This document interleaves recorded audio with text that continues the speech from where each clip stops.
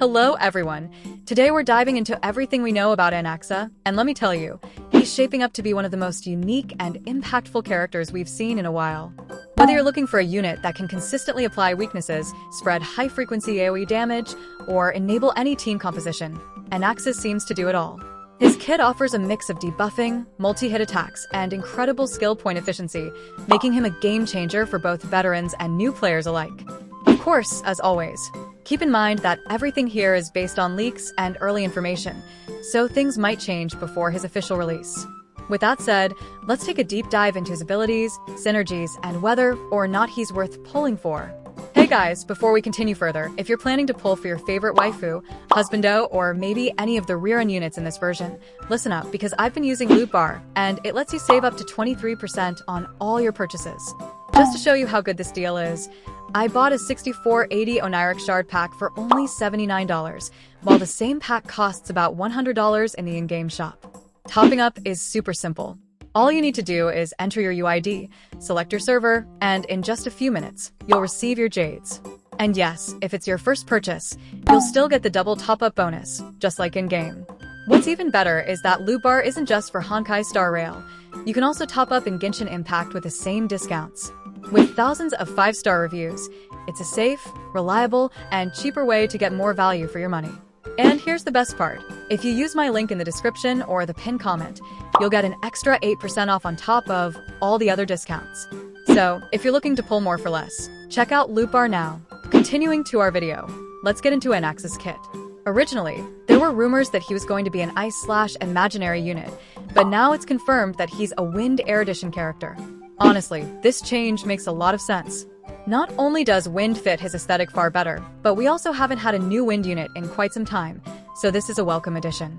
Now, if I had to sum up his kit in one sentence, I'd say he's a massively upgraded Silver Wolf with a kit that thrives on applying weaknesses, dealing AoE damage, and ensuring your team has an easier time breaking enemies. His kit allows him to implant weaknesses onto enemies through his talent, which activates whenever he lands an attack using his basic, skill, or ultimate. Unlike Silver Wolf, who is limited to a single weakness at a time, Anaxa seems to have no cap on how many weaknesses he can apply. In other words, he might be capable of making an enemy weak to every single element in the game. That alone is a game changer, because no matter what team you're running, your entire roster will benefit from his weakness application.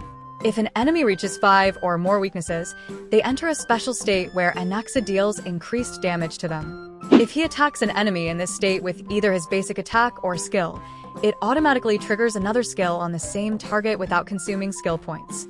This makes him incredibly skill point efficient, which is a huge deal for teams that rely on frequent skill usage. Moving on to his skill, this ability deals wind damage to a single enemy before following up with 7 additional hits on random targets. These follow-up hits prioritize enemies that weren't originally struck, ensuring his damage spreads across multiple enemies. This makes him a fantastic option for multi-wave battles where enemies are constantly spawning in, as he can continuously spread damage without over-focusing on a single target. His ultimate is where things get even crazier. Upon activation, it inflicts a unique status on all enemies that forces them to become weak to every element for one turn. This means that any break effect heavy team will get insane value out of him. After applying this debuff, his ultimate deals wind damage to all enemies, making it both an offensive and supportive ability. Anaxa's traces further reinforce his role as a multifunctional DPS. His first trace increases his crit damage, and if you're running multiple Erudition characters, it grants a team-wide damage boost. His second trace helps with his energy regeneration, ensuring his ultimate is consistently available. However, his third trace is what truly sets him apart.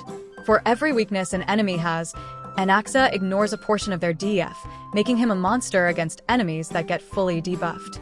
Additionally, this trace seems to have a mechanic similar to Acheron's, where her damage scaling increases based on the number of Nihility characters in the party. In Anaxa's case, the bonus effect will likely depend on how many Erudition characters are in the team, further encouraging synergy within his path. This means if you're planning to build a team around him, stacking Erudition units might be the way to maximize his potential. On top of that, his technique applies his special state to all enemies in an area before battle begins. If he engages combat against affected enemies, all enemies in the wave automatically gain a wind weakness, making him incredibly useful for pre-fight setup.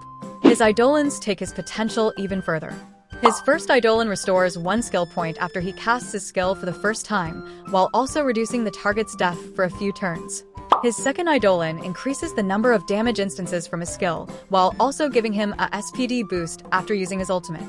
His fourth Eidolon grants stacking ATK increases whenever he casts a skill, and his sixth Eidolon provides a flat damage boost to all of his attacks.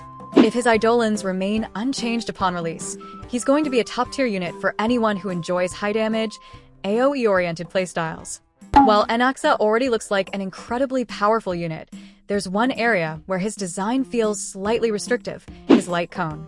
From what we know, his signature light cone boosts crit rate and increases the damage enemies take whenever they gain a weakness, with this effect stacking multiple times. It also provides energy restoration at the start of each wave, which is extremely useful for keeping his ultimate uptime high. However, the problem is that this light cone seems too specific to Anaxa's kit, meaning it may not be very useful for other Erudition units. That being said, for players who want to maximize his effectiveness, pulling for both Anaxa and his light cone could be worth it. Now, let's talk about his overall value and team synergies. Anaxa is looking like a hybrid between a sub-DPS, dual DPS, and even a main DPS, depending on your team. The fact that he's skill point positive means he's especially strong in boss and elite fights, where managing skill points is crucial. His high hit count and AoE attacks also synergize incredibly well with the Herta, making them a perfect duo. Herta already grants Anaxa an additional 80% crit damage through her talent, and in return, Anaxa's kit ensures she gains interpretation stacks at an accelerated rate. Because his skill consists of multiple instances of damage, it also helps generate extra energy for Tribi, the Herta, and Robin, making him a fantastic unit for teams that rely on out-of-turn damage triggers. His ability to apply multiple weaknesses also means he works well with debuff-focused characters like Wanmei and Acheron, though in these cases, he may not always outperform traditional support units. At this point, it's clear that Anaxa is an ultra-power creep to Silver Wolf, but don't worry, devs have already mentioned they're working on buffing older characters, so Silver Wolf fans won't be left behind. If you're considering pulling for him, just keep in mind that his multipliers are still unknown, so while his kit is almost finalized, we might see some balance changes before release. That being said, based on everything we know so far, he's shaping up to be an insanely strong unit with unmatched utility for any team that benefits from weakness application. So, are you planning to pull for Anaxa, or are you skipping him for a future character? Let me know in the comments. Also, if you enjoyed the breakdown, consider subscribing for more. I'll see you in the next one.